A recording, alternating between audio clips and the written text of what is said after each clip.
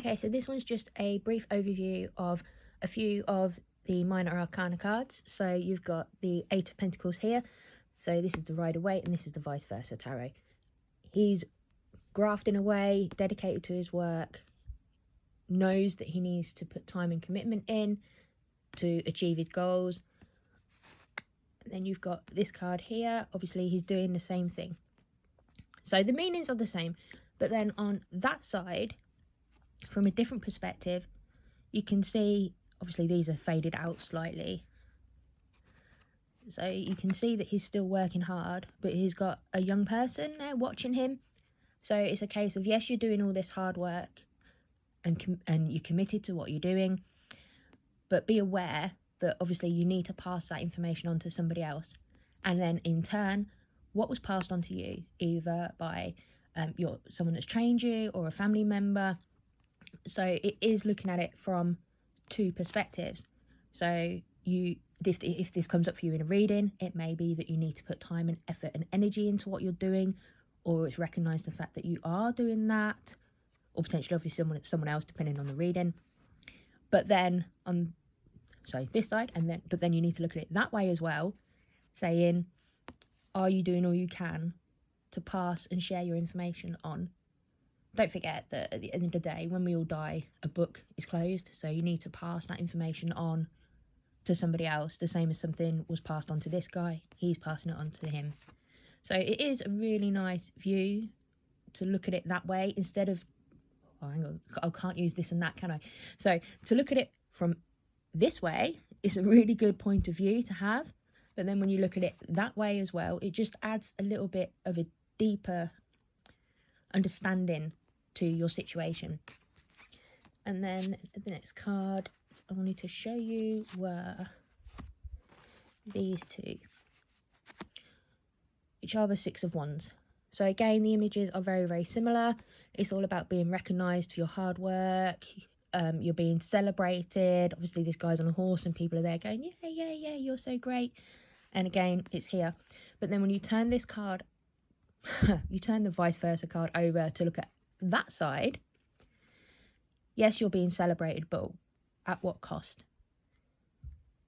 Are you truly the person that needs to be celebrated? Or if someone's helped you get to where you are, don't forget those that have helped you. You see, these guys are wounded, and obviously the sky's different as well. This is all like bright and really nice and warm, and then that side's colder. And it's like, yes, they're celebrating you, but are they actually celebrating you? Or are they celebrating you because they need to, because you've just battered them in war? So it could take a lot of interpretation, depending on, again, what you're doing the reading for. But it does, I mean, like I said about the Eight of Pentacles, it does to put another perspective on it, which I'm really enjoying so far. And then you've got court cards, which are slightly different. So obviously with those two cards that I showed you, you're looking at it from 2 points of view. You don't do that with the court cards. So this is the Knight of Wands. He knows what he wants. He's driven by passion. And on this side, he's exactly the same image. But yeah, on this side, it's talking about what you portray to the outside world, what people see of you. On that side, it's what's inside you that you don't show the outer world and the people around you.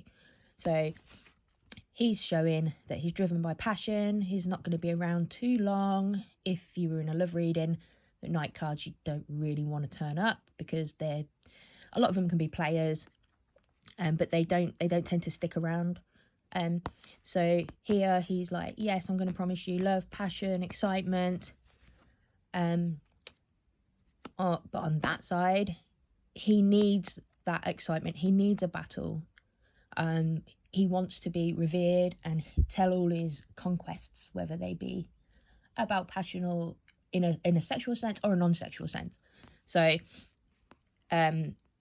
it's the court cards, it's about what's on your outside and then what you keep inside.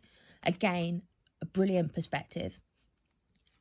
And it just brings so much more to a tarot reading, I think. And the next video I'm going to do an example of how to draw the cards, because like I said, the book doesn't tell you that, and you have to figure it out yourself as to which side may apply or may not apply. So that'll be in the next video.